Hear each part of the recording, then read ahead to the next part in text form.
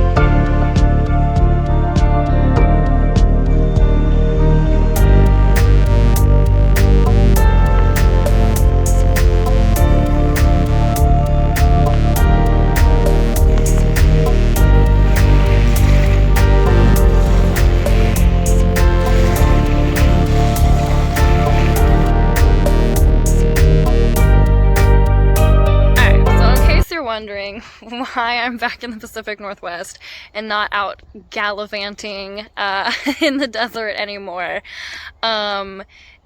It's just because like I need to hunker down for a bit to save up money. I had been working remotely when I hit the road. Due to like COVID, my job went remote, and so like I had an income on the road while I started out my journey. And then I think maybe about like a month or two ago, it just kind of got to be like too much, and it was kind of taking away from my experience of my travels. And when I hit the road, I wanted to be very intentional about like living in the moment and being present, and I just felt like having a remote job was pulling away from that, because I would get to a camp spot, and if I didn't have service, I would then have to go find somewhere else where I did have service. So it was kind of like dictating where I could stay.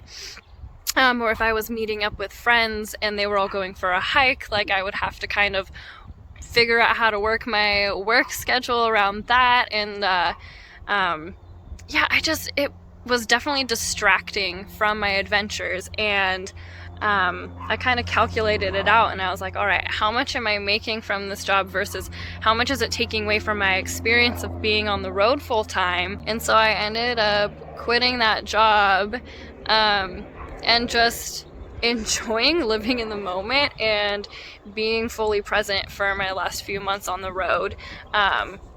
Yeah, and kind of just like looked over my savings and was like, all right, this is how long I have before I'm gonna need to start making an income again. And now I'm back in Oregon, and I'll be working the farmers market so I can save up again and hit the road in the fall. But yeah, I mean, it was like really scary at first to quit my job. And at first I was like a little bit nervous. I was like, oh my gosh, like what are people gonna think? You know, so many people want to have a remote job, and here I am just throwing it away. But it really wasn't adding value to my life. I think one thing that's really stood out to me that I've learned this past year is that happiness outweighs everything. I used to put so much weight on financial security, and would kind of dictate all of my decisions and choices in life around, you know, what was the financially smartest thing to do. And yeah, I guess while living on the road, I kind of realized like happiness is definitely my number one value, and I was kind of taking that for granted.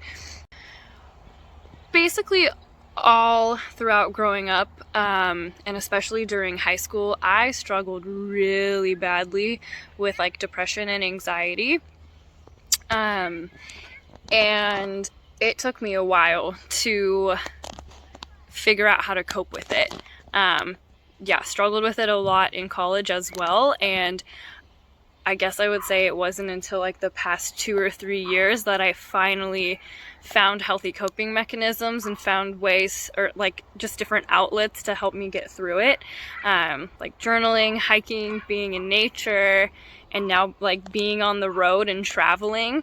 And so I think having gone through that and experienced that, just, yeah, being on the road, I realized that I needed to do, I'm trying to think how to word this.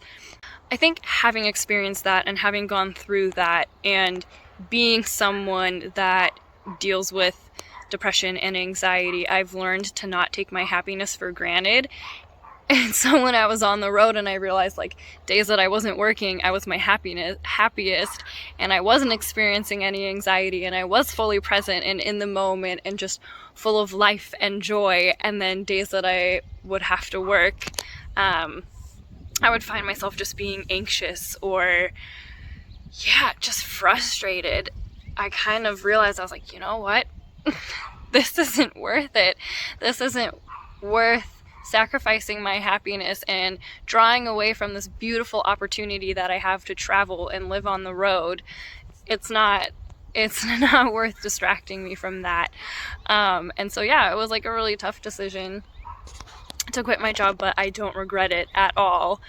And at the end of the day, like, I had a game plan. I had money in savings. I knew when I was gonna be back to Oregon and when I would have work in Oregon. And I'm definitely excited to be back in this area for the summer, and like explore all of my favorite hot springs and go on all my favorite hikes. Plus the weather is cooler here during the summer.